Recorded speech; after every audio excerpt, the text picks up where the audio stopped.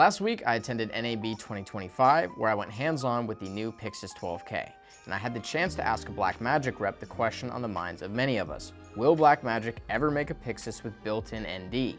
Let's talk about it. So, this was actually my first NAB. I had a great time hanging out with friends, meeting some fellow creators, and of course, checking out all of the new gear. There were a couple items I was really excited to get my hands on. Number one on my list was probably the Nucleus M2. I spent a few years primarily working as a first AC, so I've spent a lot of time working with the original Nucleus M, so it was great to see some of these serious improvements they implemented after all these years. Other than the Nucleus, I was most excited to see the Pyxis 12K. We've been using the Pyxis 6K here for a few months now, so we were immediately surprised and a bit intrigued by the announcement. We weren't set on ordering one right away, but we rushed to lock in the original price as soon as we saw the tariff price changes announced. With our order in, we of course wanted to see the camera in person. So on my second day, I went hands-on with the new Pyxis 12K, and while a lot of the experience was familiar, there were a few differences from the Pyxis 6K worth noting. Number one, the rolling shutter is noticeably improved.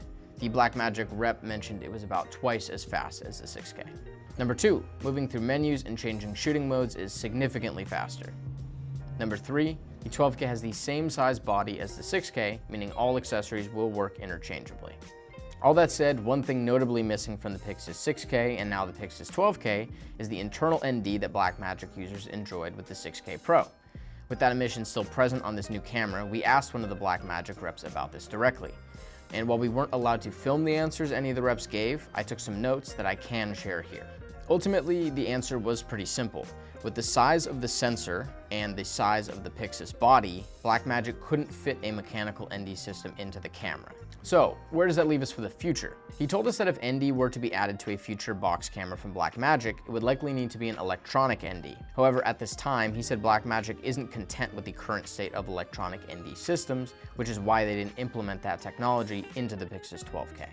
At NAB, Tilta was showing off their new electronic ND matte box tray, which is powered by USB-C. So obviously, the tech is advancing and becoming more accessible. With all that in mind, I wouldn't be surprised to see a Pyxis Pro line at some point with an electronic ND system, though it doesn't seem like that's coming anytime soon. The Blackmagic rep also noted another issue with electronic ND that would need to be overcome before they implement it, switching from 0.3 to clear. Current END tech allows for variable ND adjustment from as high as 2.1 down to a low of 0.3, but not clear. To shift from 0.3 to no ND, you still need some kind of mechanism, like the one you see here in the new Metabones END adapter.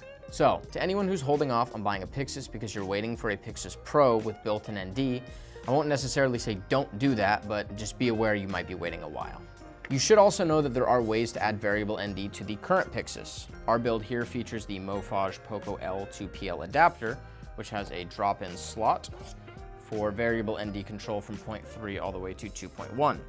I posted a video testing the color shift of this adapter on the Pyxis a few weeks ago. Lastly, I am about to release a new video that I shot entirely on the Pyxis 6K using this adapter, so be sure to subscribe if you want to check that out. Other than that, thank you guys for watching, and I will see you on the next one. Peace.